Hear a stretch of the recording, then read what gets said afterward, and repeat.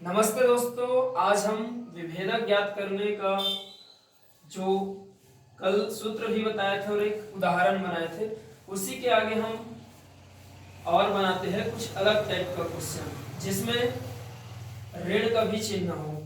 यहाँ पर वर्ग समीकरण 4x का वर्ग ऋण 4x धन 1 बराबर 0 का विभेदक ज्ञात कीजिए, ये हमारे पास प्रश्न है।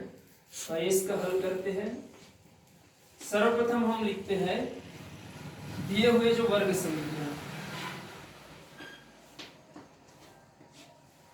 4x का वर्ग ऋण 4x धन 1 बराबर 0 की तुलना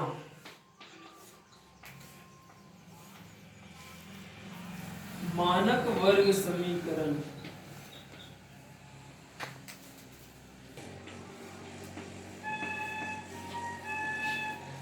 मानक वर्ग समीकरण को व्यापक समीकरण भी बोलते हैं। तो मानक वर्ग समीकरण ax का वर्ग धन bx धन c बराबर 0 से करने पर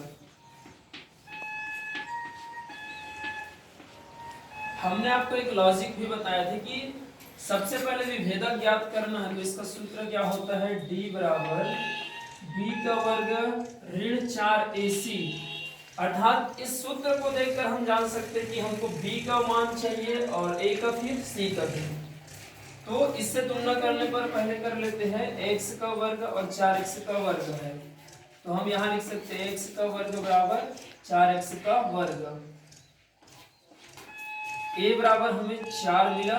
इसी प्रकार से देखिए यहाँ bx है, ये धनात्मक में रहता है सूत्र हमेशा, और जो मान दिया है वो ऋणात्मक में है। तो इसके लिए हम करेंगे bx बराबर ऋण 4x। बहुत से विद्यार्थी ये गलती करता है कि यहाँ पर जो ऋण है वो ऋण की चिन्ह को नहीं लिखते, तो ये ध्यान देने की जरूरत है। इसमें x से x कट गया और b बराबर ऋण 4 आया। एक्चुअल में हम तुलना कर रहे हैं, इसको काट के दिखा रहे, जरूरी नहीं है कि आप इसको काटिए, समझाने के लिए ऐसा किया जाता है। पहला पद, दूसरा पद और तीसरा पद। तीसरा पद में क्या है, c कांस्टेंट है, c बराबर 1, अतः हमें a बराबर 4, b बराबर ऋण 4 तथा c बराबर 1 मान प्राप्त हो गया।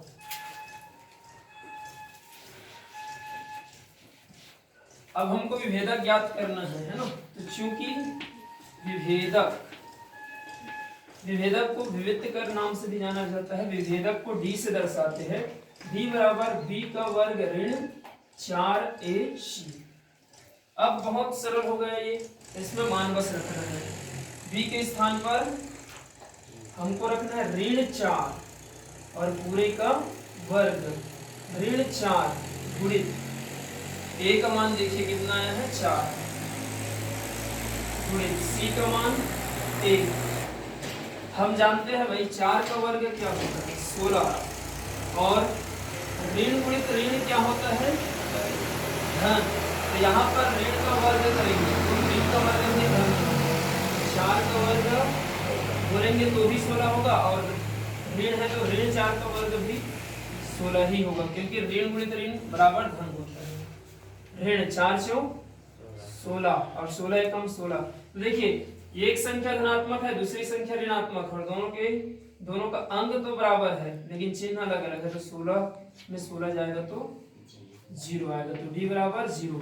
अतः हमें विभेदक कितना प्राप्त हो गया, 0। तो इसमें मूलों की प्रकृति पूछता है, तो धनात्मक, ऋणात्मक और शून्यात्मक पे ध्यान दिया जाता है। तो बने रहे हमारे YouTube चैनल में, आगे का क्वेश्चन और हम कुछ ही दिनों बाद अपलोड कर देंगे।